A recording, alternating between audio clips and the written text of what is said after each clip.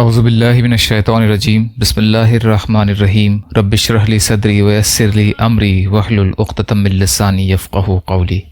بکر موتی، چوتھا حصہ۔ بے نمازی کی نحوست۔ ایک بزرگ صاحب کشت تھے۔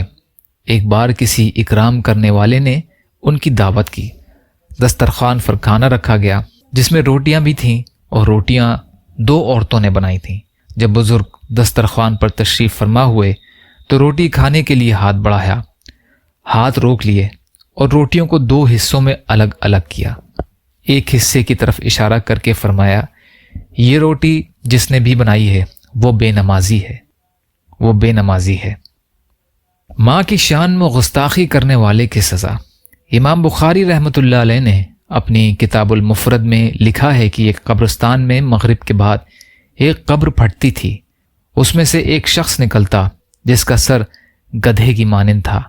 گدھے کی آواز نکال کر چند لمحے بعد قبر میں چلا جاتا تھا۔ کسی نے لوگوں سے پوچھا، آخر اس قبر والے کے ساتھ یہ معاملہ کیوں ہو رہا ہے؟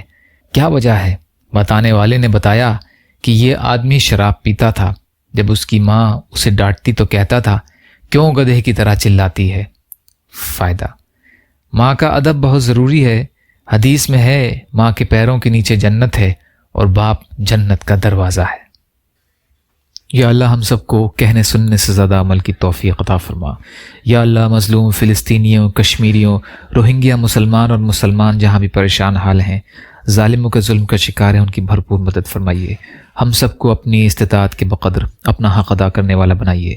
یا اللہ اپنے حلال میں سے دیجیے، حرام سے بچائیے، اپنے غیر سے بے نیاز کر دیجیے۔ جو مانگا وہ بھی عطا کر دیجیے، جو مانگنے سے رہ گئے وہ بھی عطا فرمائیے۔ اللہم لا تسلط علینا من لا یرحمنا ولا یخافک فینا، اللہم اجرنی فی مصیبتی واخلف لی خیرا منہا، ربنا تقبل منا انک انت السمیع العلیم برحمتک یا ارحم الراحمین، لا الہ الا اللہ محمد رسول اللہ۔ السلام علیکم۔